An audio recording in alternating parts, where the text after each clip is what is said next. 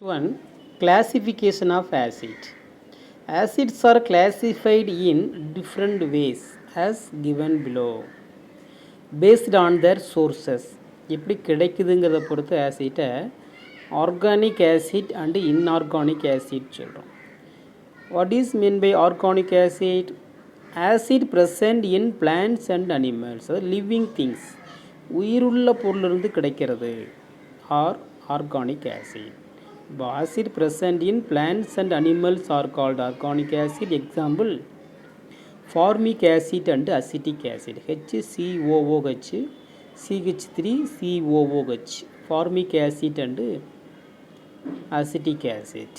Inorganic acid. Acid prepared from rocks and minerals are inorganic acid or mineral acid. Example, hydrochloric acid, nitric acid, sulphuric acid. இப்போ inorganic ஆசிட்டுங்கிறது rocks and மினரல்லேருந்து prepare பண்ணுறோம். Organic acid plants and அனிமல்ஸ்லேருந்து prepare பண்ணுறோம். Example பார்த்துக்கோங்க. Next one, based on their பெசிசிட்டி.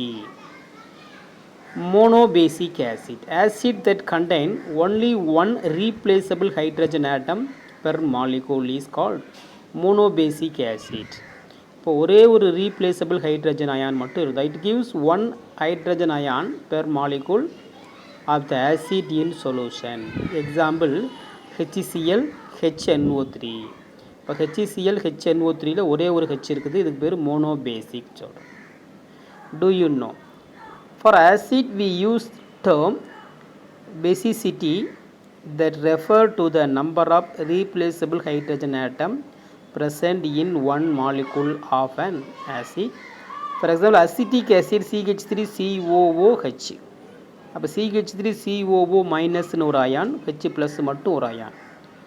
It has 4 hydrogen atom but only one can replaceable. இந்த கடைசியாக இருக்கக்கூடிய H மட்டும்தான் ரீப்ளேசபிள் பண்ண முடியும். Hence it is monobasic. What is mean by dibasic? Acid that which give 2 hydrogen ion per molecule of the acid in solution. இப்போ தண்ணியில் கரைக்கும் பொழுது 2 H ப்ளஸ் அயான்ஸை ரீப்ளேஸ்பிள் பண்ணிச்சுன்னா அப்போ H2SO4, H2CO3 சொல்கிறோம். H2SO4 sulphuric acid, H2CO3 carbonic acid, 2 hydrogen இருக்கிறதால அது dibasic சொல்கிறோம். What is mean by tri basic acid? An acid which gives 3 hydrogen ion per molecule of the acid in solution. Example, H3PO4 சொல்கிறோம். H3PO4, H3PO3ல இருக்குது, இது phosphoric acid. அப்போ 3 H plus அயான்ஸை இது remove பண்ணுறதால இதுக்கு பேர் try basic acid. Next one, based on ionization. Acids get ionized in water, produce H plus ion completely or partially. Based on the extent of ionization, acids are classified as below. What is mean by strong acid? This acid that ion is completely in water, தண்ணியில் கரைக்கும் போது முழுசும் கரைஞ்சிட்டுனா it is called strong acid. Example, HCl. What is my weak acid? These are acid that ion is partially in water. தண்ணியில் பகுதி அளவு மட்டும் கரையும், அது முழுவதும் கரைஞ்சிரும், இது பகுதி அளவு மட்டும்தான் கரையும். Example, acetic acid. CH3COOH acetic acid தண்ணியில் கரைக்கிறோம், அது பாதி கரையும் பாதி கரையாது. இதனால் என்ன சொல்கிறாங்க? வீக் ஆசிட் சொல்கிறோம். Do you know ionization is the condition of being dissociated into ion by heat or radiation or chemical reaction or electrical discharge. அப்போ நம்ம ஒரு சொல்யூஷனை அயானைசேஷன் பண்ணோம்னா அது என்ன பண்ணலாம்?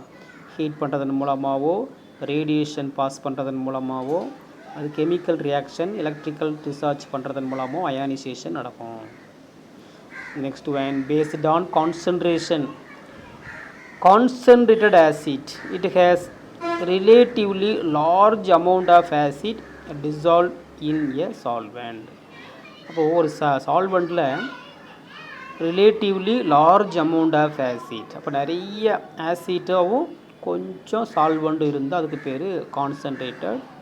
Dilution acid, it has relatively smaller amount of acid dissolved in solvent. அப்போ solvent நிறையாவும் acid கம்மியாகவும் இருந்தால் அதுக்கு பேர் டைலூஷன். Dilute acid.